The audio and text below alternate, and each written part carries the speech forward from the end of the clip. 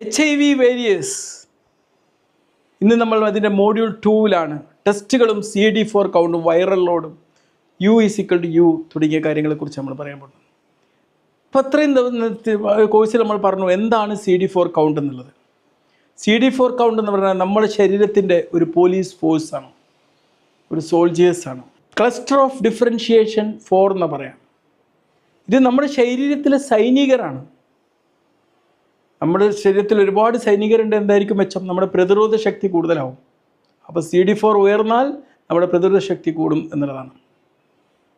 നോർമലായിട്ട് നമ്മുടെ ശരീരത്തിൽ എത്രയാണ് CD4 കൗണ്ട് കാണുന്നത്? നോർമലായിട്ടുള്ള ഒരു വ്യക്തിയിൽ ഇത് 500-നും 1600-നും ഇടയിലായിരിക്കും. ഒരു സേഫ് സോണിലാണെങ്കിൽ അത് 350-ന് മുകളിലായിരിക്കും.